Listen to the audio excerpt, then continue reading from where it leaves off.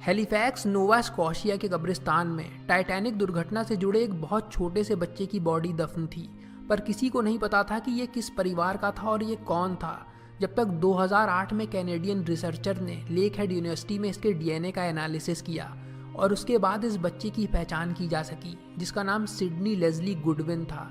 Sydney उस समय सिर्फ 19 महीने का था, जो इंग्लैंड के फेडरिक जोसेफ गुडविन और अगस्ता टायलर का बेटा था।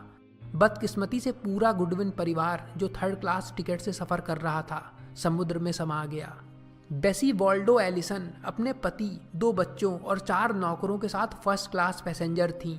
उनके बच्चों का नाम लोरेन और ट्रेवर था। दुर्घटना के बाद बेसी और उनकी बेटी लोरेन को लाइफ बोट पर बैठा दिया गया था और वो सुरक्षित वहां से निकलने ही वाली थीं। पर अचानक बेसी लाइफ बोट से उतरकर अपनी बेटी के साथ टाइटैनिक में दौड़ते हुए वापस चली गईं अपने दूसरे बच्चे ट्रेवर को ढूंढने के लिए। पर ट्रेवर को दूसरी लाइफ बोट पर सुरक्षित पहले ही ले जाया जा चुका था, लेकिन बेसी को इस बात का पता नहीं था और उन्होंने शिप को छोड़ने से इनकार कर दिया जब तक वो उसे ढूंढ नहीं लेती हैं। पर पछताने वाली बात यह है कि उन्हें पता ही नहीं चल पाया और वो डूब गईं। ट्रेवर उस समय सिर्फ 11 महीने का था और वास्तव में वही इकलौता एलिसन फैमिली का मेंबर था जो इस हादसे में बच सका।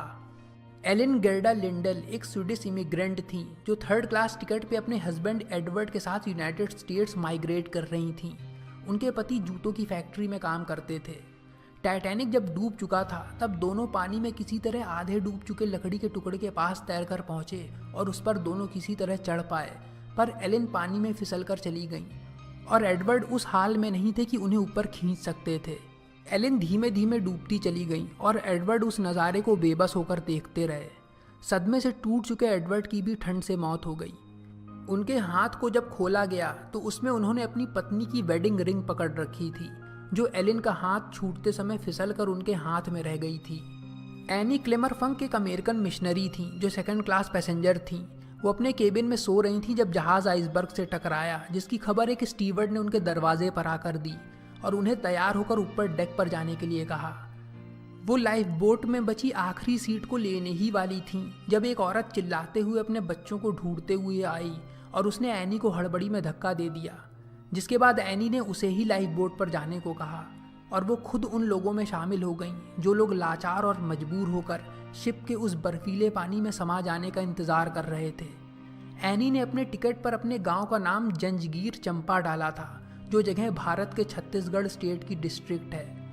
उन्होंने ऐसा इसलिए किया था क्योंकि वो 1906 में भारत आई थीं और 1907 में उन्होंने जंजगीर में मेनोनाइट नाम का चर्च ज्वाइन किया। जुलाई 1907 में उन्होंने एक कमरे का स्कूल खोला जो लड़कियों के लिए था और उस समय उसमें 17 स्टूडेंट्स थे। टाइटैनिक के 3 और पैसेंजर्स का इंडिया से कनेक्शन था, जिसमें हेनरी रायलैंड भी थे जो अपनी पत्नी जेमिमा डायर के साथ झांसी में रहते थे। बाद में उन्होंने यूके से इंजीनियरिंग की पढ़ाई पूरी की और ओलंपिक शिप पे काम करने के बाद टाइटैनिक पर सीनियर असिस्टेंट 4th इंजीनियर की पोस्ट पर काम करने लगे और दुर्घटना में मारे गए। मैरी डनबर ह्यूलेट जो अपने बेटे के साथ लखनऊ शहर में रहती थीं, पर 1912 को वो अपने छोटे बेटे से मिलने न्यूयॉर्क चली गईं। दुर्घटना में वो बच निकली थीं और वो वापस लखनऊ शहर लौट आई थीं। मिले आखिरी रिकॉर्ड के मुताबिक वो नैनीताल घूमने गई हुई थी जब उनकी 1917 9 मई को मृत्यु हो गई।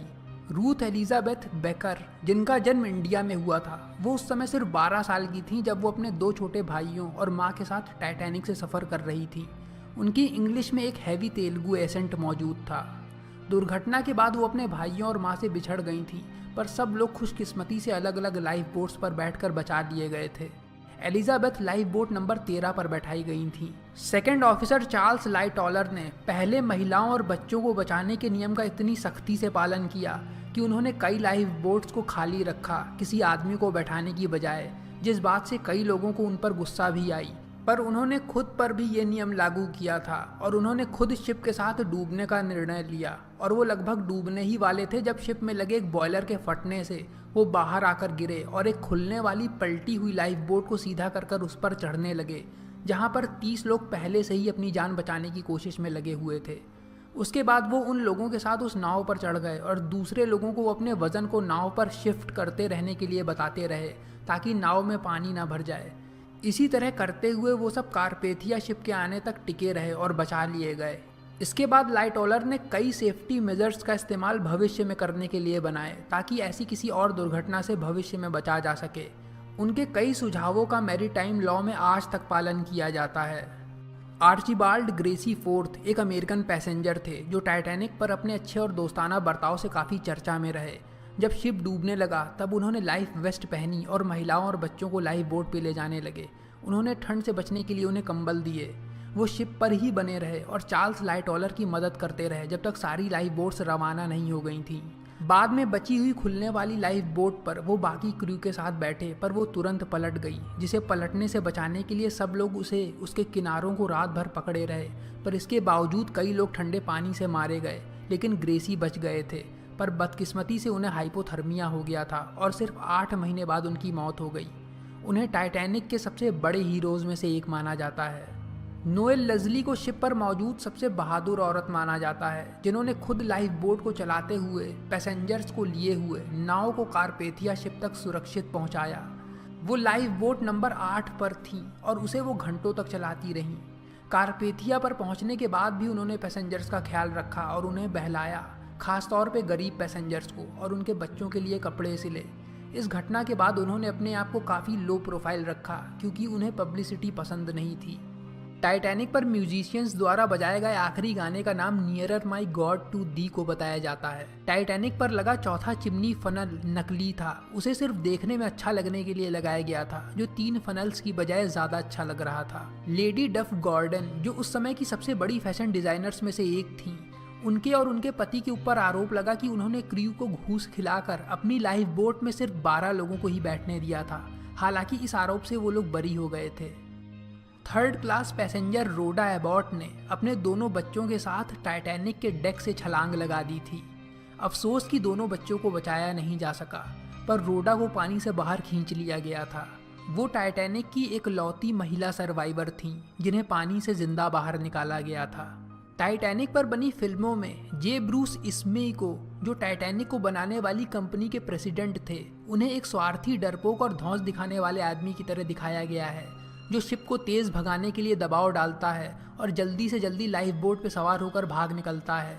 पर वो सच में ऐसे नहीं थे, बल्कि उन्होंने अपने से पहले कई पैसेंजर्स की लाइफ बोट में बैठने में मदद की थी और वो खुद बची आखिरी लाइफ बोट में बैठ कर गए थे। पर हुई बदनामी की वजह से जे ब्रूस इस्मी ने बाकी की लाइफ आयरलैंड में अकेले बिताई।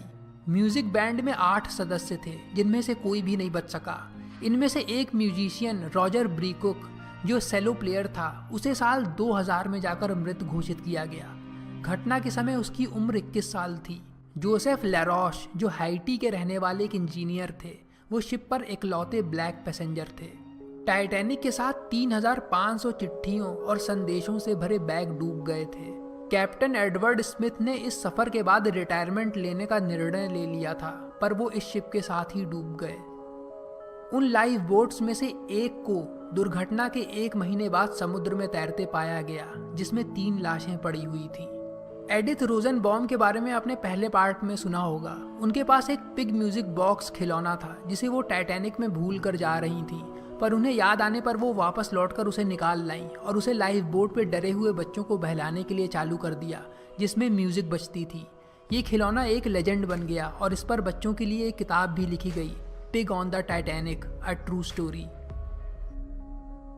इसी तरह शिप पर 7 साल के लड़के डगलस के पास एक स्टफ्ड पोलर बेयर खिलौना था, जिसे वो लेकर लाइफ बोट पर बैठ गया। बाद में डगलस की मां ने उस पर एक किताब लिखी, डगलस के लिए क्रिसमस के तोहफे के तौर पे, जिसका नाम है पोलर द टाइटैनिक बियर। 94 में इस बुक को इतने लंबे समय के बाद पब्लिश किया गया, जिसकी 2,50,000 से भी ज़्यादा कॉपियाँ बिकी। पैसेंजर लॉरेंस बीजली, जो अपनी अच्छी किस्मत की वजह से लाइफ बोट पर बैठा लिए गए थे, क्योंकि वो शिप पर एक जगह अकेले खड़े थे और आसपास कोई बच्चा या महिला नज़र नहीं आ रही थी, इसीलिए उन्हें बैठने के लिए बुला लिया गया। बाद में उन्होंने अपने इस एक्सपीरियंस को अपनी किताब the loss of the SS Titanic में काफ़ी डिटेल में लिखा। 1958 में टाइटैनिक पर अ नाइट टू रिमेंबर नाम की फिल्म बन रही थी, जिसके सेट पर वो पहुंच गए और शिप को डूबते हुए जब शूट किया जा रहा था, तब वो एक्टर्स के बीच चुपके से घुस गए अपनी पुरानी यादों को ताज़ा करने के लिए, पर डायरेक्टर ने उन्हें पकड़ लिया और सेट से निकाल दिया।